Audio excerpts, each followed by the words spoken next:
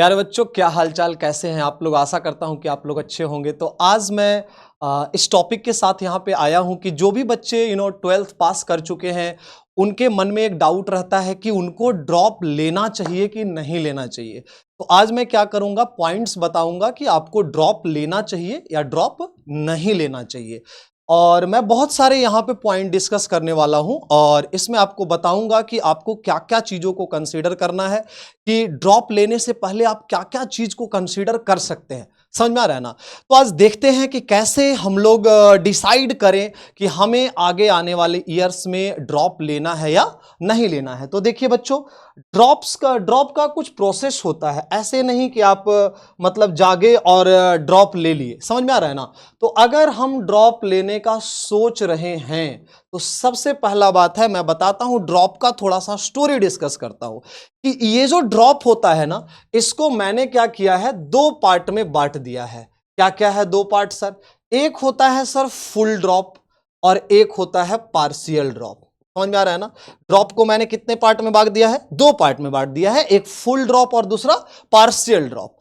अब देखिए, सबसे ये वाला पार्ट में कम बच्चे लाई करते हैं। यहां पे जो है लेस नंबर ऑफ स्टूडेंट लाई कर रहे हैं, और यहां पे जो फुल ड्रॉप वाला है इसमें ज्यादा स्टूडेंट लाई कर रहे हैं। समझ में आ रहा है बात। तो मोर स्टूडेंट इसमें लाई कर रहे हैं, इसमें लेस स्टूडेंट लाई कर रहे हैं।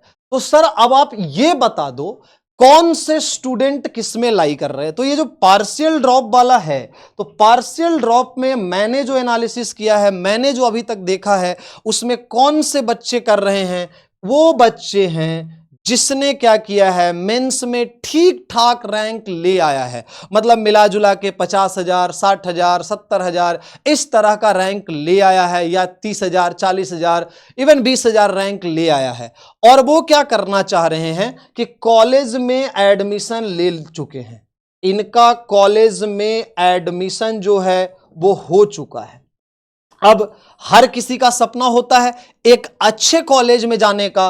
तो इन बच्चों ने क्या डिसाइड किया कि नहीं, अब मुझे क्या लेना चाहिए, पार्शियल ड्रॉप लेना चाहिए, कि एक तरफ तो मेरा कॉलेज चलता रहे जिससे कि मेरा एक ईयर का नुकसान ना हो, और मेरा साथ में इधर ड्रॉप का भी पढ़ाई चलता रहे। लेकिन बच्चों, सोचने में तो बड़ा आसान लगता है कि हम पार्शियल ड्रॉप ले लेते हैं, लेकिन ये इतना भी आसान नहीं है। इसमें दिक्कतें क्या क्या आती है, समझिए इस बात को। जैसे क्या होगा ना, एक बारी आपने ड्रॉप ले लिया, लेकिन बीच बीच में आपका कॉलेज का एग्जाम आता रहेगा, उसमें आप डिस्ट्रैक्ट होते जाओगे। जैसे ही फर्स्ट ईयर में जाओगे तो कॉलेज में जो माहौल होता है वो ज्यादातर नहीं पढ़ने वाला होता है। आपके दोस्त जो होंगे उधर जाएंगे, इधर जाएंगे, इंस्टाग्राम पे फोटो डाल देंगे, इधर रील बना के डाल देंगे। तो उन सब चीजों से आप थोड़ा सा डिस्ट्रैक्ट हो सकते हो। तो आपको क्या करना है, अगर आप पार्शियल ड्रॉप का सोच रहे हो तो आप क्या कर सकते हो, इन सब जो एप्लीकेशन है, ये सब चीजें हैं, इन सबको ड्रॉप करना होगा और एक क्लियर थॉट के साथ तैयारी करना होगा। ऐसा है, इसमें से भी बच्चे सिलेक्ट होकर के अपना कॉलेज को अपग्रेड करते हैं। समझ में आ रहा है ना बात। तो यहां पे है, ये तो हो गया पार्शियल ड्रॉप। इस पे मैं ज्यादा बात नहीं करने आया हूं क्योंकि इसमें बहुत कम नंबर ऑफ स्टूडेंट लाई कर रहे हैं। मेन जो ये है फुल ड्रॉप, इसमें ज्यादा से ज्यादा स्टूडेंट लाई कर रहे हैं। तो सर इसका मैकेनिज्म जरा समझाइए कि कैसे हम लोग जो है फुल ड्रॉप को अप्रोच करें, या कौन बच्चा जो है फुल ड्रॉप को अप्रोच करता है। तो मैंने यहां पे क्या किया है, इसको मैं 3-4 कैटेगरी में बांट रहा हूं कि वो सब बच्चे जो जेईई मेंस दिए थे 12th में और इनका 50 से 80 परसेंटाइल आया। दूसरा कैटेगरी है, उसमें 80 से कितना परसेंटाइल आया, 90 परसेंटाइल आया। तीसरा कैटेगरी है जिसमें क्या है, 90 से 95 परसेंटाइल वाले कैटेगरी वाले हैं। ठीक है ना, क्योंकि 95 से ज्यादा वाले कहीं ना कहीं एडमिशन ले चुके होते हैं, 96-97 वाला कहीं से कहीं एडमिशन ले चुके होते हैं, और फिर वो ज्यादा इस कैटेगरी में लाई करते हैं, या फिर लेते हैं तो बहुत उनका संख्या क्या होता है, कम होता है। तो अब देखिए, 50 से 80 परसेंटाइल, 80 से 90 परसेंटाइल, 90 से 95 परसेंटाइल, 3 रेंज में मैंने इसको बांट दिया है। अब आपको क्या करना है, पहले तो आपको पता करना है, वो आपके रिजल्ट से पता चल जाएगा कि आप किस कैटेगरी में लाई कर रहे हो। तो देखो, जिस बच्चे का 50 से 80 परसेंटाइल आया। तो मैं यहां पे कुछ बात बताना चाहता हूं कि देखो, कुछ बातें आपको कड़वी लग सकती है, लेकिन आप आईआईटी का तैयारी करने आए हैं, जर्नी जो है डिफिकल्ट ही होगा, क्योंकि आईआईटी का एग्जाम कोई बहुत आसान एग्जाम नहीं है। तो यहां पे मैं सच्चाई बताने आया हूं कि ये सब तीनों बच्चों का कैटेगरी क्या है। ये जो 50 से 80 परसेंटाइल वाले बच्चे हैं ना, तो कहीं ना कहीं से उनको बेसिक्स की दिक्कत है, उनका बेसिक्स कमजोर है। तो उनको जब भी वो फुल ड्रॉप लेंगे तो वो पूरा डेडिकेट होकर के उनको साल देना होगा, और पूरा जैसे, क्योंकि उनका 11th 12th कमजोर है, तभी तो उनका 50 से 80 परसेंटाइल में फॉल किया है। आप समझ रहे हो कि नहीं समझ रहे हो इस बात को?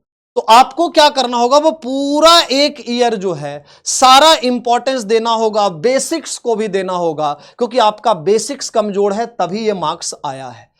दूसरा कैटेगरी है 80 टू 90 परसेंटाइल वाला कैटेगरी है। इसमें बच्चे क्या है ना कि इनको कुछ कुछ आता है, बहुत कुछ नहीं आता है। समझ में आ रहा है बात क्या? तो ये भी बच्चे क्या है, लेकिन ये इस कैटेगरी से आगे हैं, ये बच्चे इस कैटेगरी से आगे हैं, क्योंकि इनको कुछ कुछ आता है, तभी तो ये 80 से 90 परसेंटाइल का स्कोर किए हैं। तो इनको थोड़ा सा इससे क्या करना पड़ेगा, कम मेहनत करना पड़ेगा, लेकिन ऐसा होता नहीं है। मेहनत तो बराबर ही करना पड़ता है, या ज्यादा ही करना पड़ता है, क्योंकि और भी बच्चे कंपीट कर रहे होते हैं। अगला बच्चा है 90 से 95 परसेंटाइल वाला। इन बच्चों को बेसिक्स आता है, तभी इन्होंने 90 से 95% मार्क्स फोड़ा है।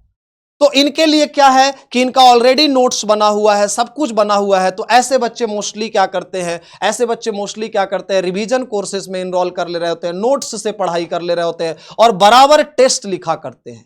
तो इनका मैकेनिज्म थोड़ा सा अलग है, ये लोग कर लेते हैं। ये दोनों टाइप के बच्चे जो होते हैं वो फुल ड्रॉप में बहुत डेडिकेशन के साथ लगे रहते हैं, और लगना भी चाहिए। क्योंकि देखिए, मैंने बहुत सारे ऐसे स्टूडेंट को गाइड किया है कि जिन्होंने क्या है कि 50 से 80 परसेंटाइल थे, 80 से 90 परसेंटाइल थे, and now they are studying in IITs और एनआईटीज। समझ में आ रहा है बात क्या? तो इस प्रकार से मैं बताता हूं, जैसे देखो ना कि ड्रॉप में एक बहुत इंपॉर्टेंट पॉइंट मैं बार बार बच्चों को बोलता हूं, क्या कि जैसे कि देखिए, मान लिया जाए कि आपने आज ड्रॉप ले लिया, और एक बच्चा जो है आपके साथ ड्रॉप नहीं लिया और 12th के बाद एडमिशन लिया।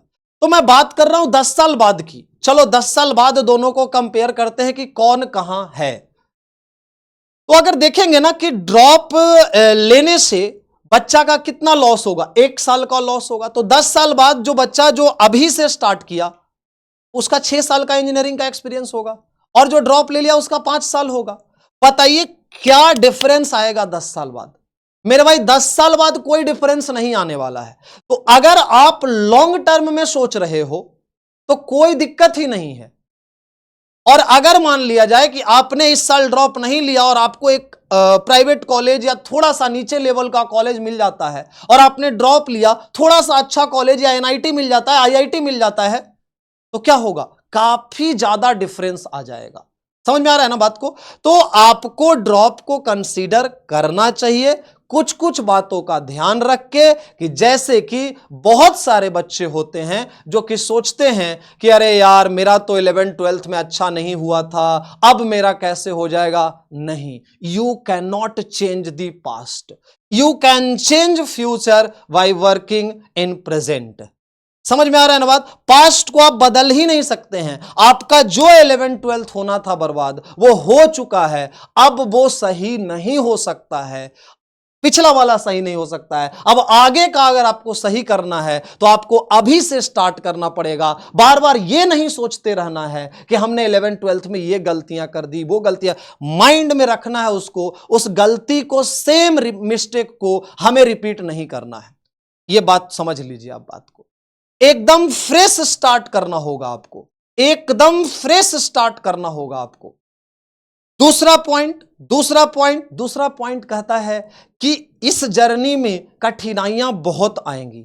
जैसे कि मान लिया जाए आपको बहुत सारी कठिनाइयां आने वाली है कि आपने टेस्ट देना है, आपका रिजल्ट अच्छा नहीं आएगा, आप घर पे जाओगे, क्वेश्चन नहीं बनेगा, बहुत सारी दिक्कतें आएंगी। लेकिन मेरे भाई, मैं बता रहा हूं, ये सब परेशानियां हैं जो एक बार आप जेईई का एग्जाम क्रैक कर लोगे, ये सब कुछ वर्थ है।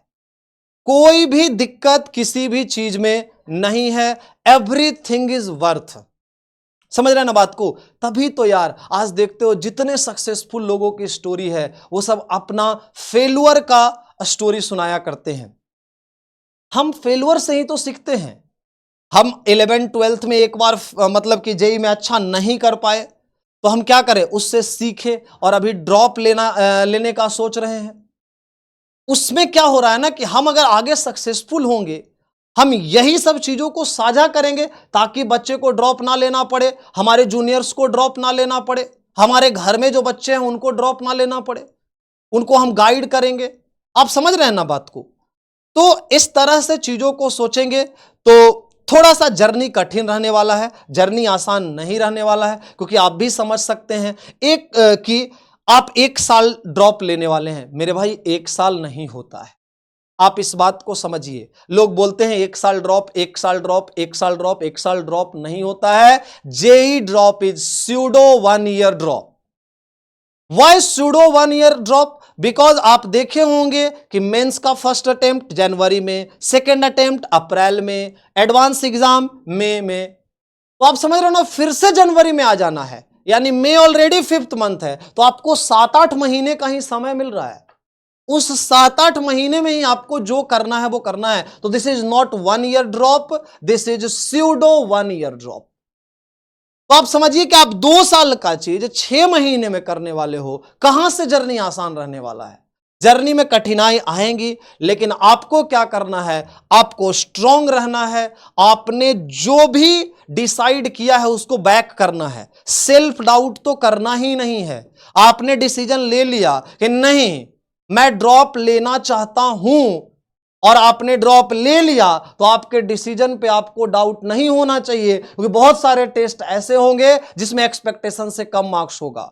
बहुत सारे दिन ऐसे होंगे कि आप टॉपिक्स को पढ़ोगे, क्वेश्चन नहीं बनेगा, लोग आपके आसपास का आपका तारीफ नहीं कर रहे होंगे। ये सब चीज आपको फेस करना पड़ेगा।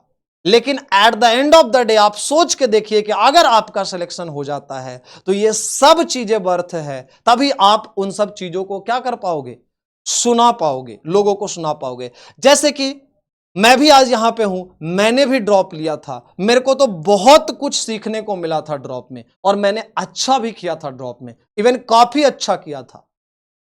तो आप ले सकते हैं ड्रॉप, बिल्कुल ले सकते हैं ड्रॉप, कोई दिक्कत वाली बात नहीं है। लॉन्ग टर्म में 10 साल बाद एकदम मैटर नहीं करने वाला है कि आपका 5 साल का एक्सपीरियंस है, इनका 6 साल का एक्सपीरियंस है, क्योंकि यार ये आप तो एक ही ड्रॉप लेने जा रहे हो ना। आप ऐसा थोड़े है कि 5 ड्रॉप लेने जा रहे हो कि 5 साल का डिफरेंस आ जाएगा, कि 10 साल बाद वो करोड़पति बन जाएगा और तुम तैयारी ही कर रहा है, तो कॉलेज से भी निकला है, नहीं पड़ेगा। So yes you can take drop, है ना? तो आप ड्रॉप ले सकते हैं, कोई दिक्कत नहीं है। कैटेगरीज डिफाइन कीजिए, जल्दी से जल्दी स्टार्ट कीजिए। Don't waste your time, don't waste even your single day. एक भी दिन आपको नहीं मिस करना है, बिकॉज ऑलरेडी मैंने क्या बोला, this is pseudo 1 year drop, this is not the actual 1 year drop. JEE drop is not the actual 1 year drop, it is pseudo 1 year drop. आपको 7 महीने के अंदर ही प्रूव करना है, आपको 1 साल के अंदर प्रूव नहीं करना है।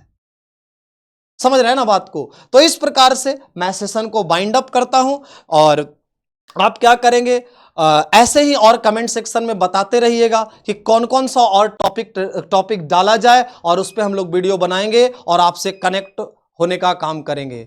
All the very best, thank you, bye bye, take care.